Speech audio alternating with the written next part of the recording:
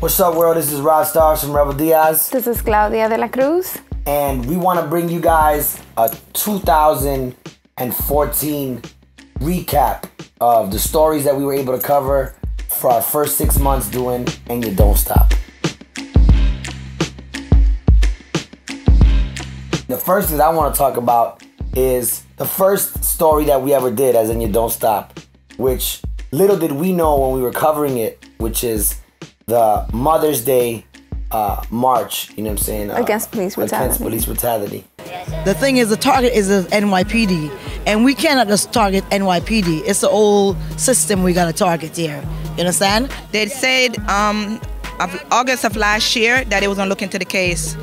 August is coming up soon, in a couple of months, and it's gonna be a year, and we still haven't heard anything yet. And I'm fighting because I don't want this to happen again, because the pain that I feel, I wouldn't wish it on my worst enemy, even the man that killed my son. Little did we know that that would set the tone of really a theme that was one of the most important themes that we covered, which is the issue of police injustice and police murder. Police terror. Yeah, absolutely. Now those mothers that while that rally there was about 40 to 50 people, those mothers are at the forefront of movements of up to 50,000 people marching in the city, and really it's become a national issue. An update on that, which is crazy, is actually today I was just at March for Ramarley Graham.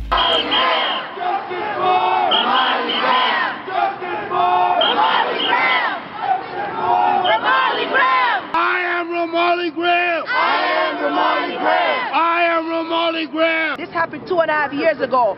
So how many more cases that y'all don't even know about? And this is the problem. They try to push us under the rug, because if you could be in your own home and not being safe, what is this country coming to? We don't have any rights. They're stripping our rights little by little.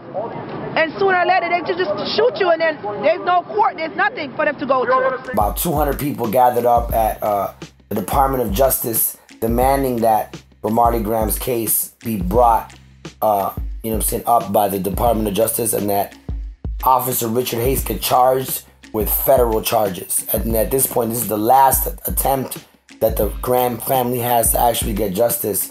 So, it's crazy that she's still fighting and that the DOJ still hasn't pressed charges on Richard Hayes. Another of the stories that we covered was on Palestine, the bombing of Gaza.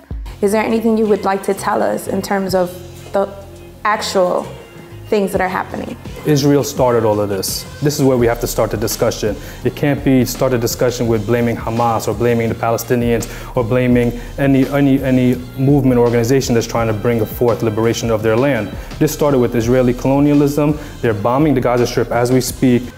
The situation really started, Gaza has been bombed way before Hamas even came into play. Hamas was formed in '87. Gaza's been bombed, for years and years and years. It's all written, it's all documented. This wave of events started right after the 3 settlers, occupiers, were apparently or supposedly kidnapped. Unfortunately, Zionists continue to terrorize Palestinians, and the United States, of course, continues to support the Zionist state of Israel. Our salute to those fighting for freedom and for the right to exist in Palestine. Another one of the stories that impacted me was when we covered the Kara Walker exhibit. Kara Walker's work in particular set up a controversy.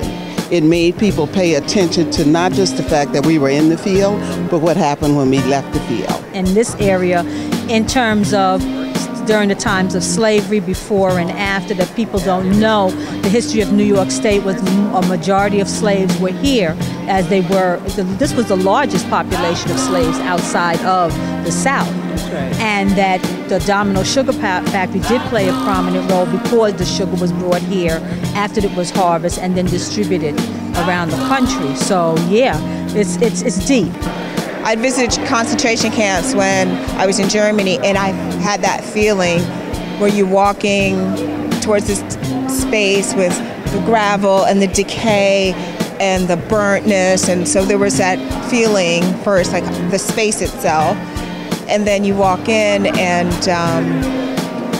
there's just so many things going on. It turns out that Kara Walker was actually like almost doing another exhibit at the same time, in which it turns out she had cameras inside the Sphinx, you know what I mean, that captured a lot of the people's outrageous, you know what I'm saying, responses to the exhibit. And I think that that's also interesting, showing us the genius of an artist like Kara Walker, to be able to predict people's reactions and be able to film that. I can't wait to see that next exhibit. Yeah, it's gonna be crazy.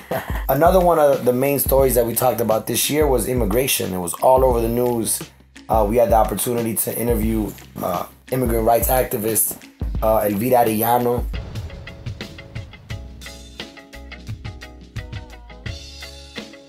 Yo espero que haya justicia para ellos, que no se deporte a estos niños y sus familias, que el gobierno de los Estados Unidos, el gobierno del presidente Obama les dé refugio a todos estos niños y todas estas mujeres, que no los deporten porque básicamente los están arrojando a la boca del lobo, nuevamente a la violencia. Muchos de ellos pueden ser asesinados y pues es muy triste.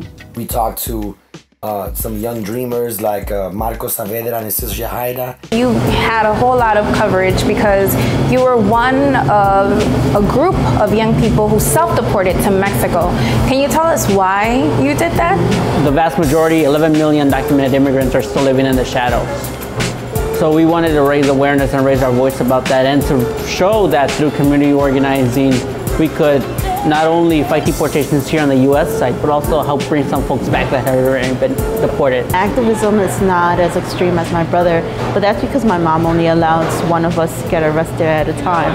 And so while my brother is doing the civil disobedience and getting arrested and calling national attention, I'm there backing up his campaign, bringing media around the issue, and organizing local folks to come in and rally, to petition, to lobby, whatever it's needed to get my brother out of detention and to bring attention to the cause. Recently, Obama passed immigration reform, that it's not necessarily the resolution to all the issues regarding immigration.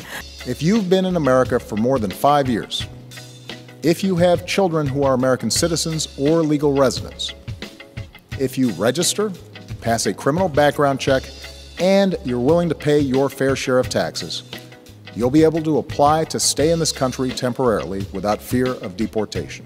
What he did say that he would keep moving forward the support for the students that are looking for economic support for school, and would pardon the parents that have been in the country for 5 years who haven't had any issues with the law. Let's see what that means. So who gets left out? Because that seems like a whole bunch of people. A whole lot of people get left out.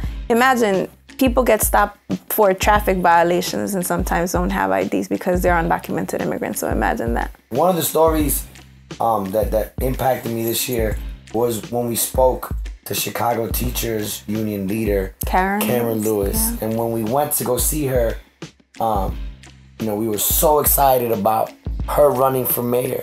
Will Karen Lewis be the next mayor of Chicago? That will depend on the people of Chicago. I believe in a participatory democracy, and I believe in the decisions that people make once they're informed. If they're informed, they usually make really good decisions. But if they're fooled and bamboozled and press released and done this and manipulated, then they make other decisions. And I think people have had enough of this guy, so. An update with her, you know, was that she had serious health issues. You know, she was diagnosed with having a brain tumor. And so she wasn't able to run. And, you know, for us, we send her all of our love. Karen, if you're watching this, we love you. We hope you have a quick recovery. We're praying for you and your family. So now the Chicago mayoral race, we got Chuy Garcia, and, you know, I don't even know who these dudes are. If it were up to me, I'd still vote Karen Lewis for mayor of Chicago.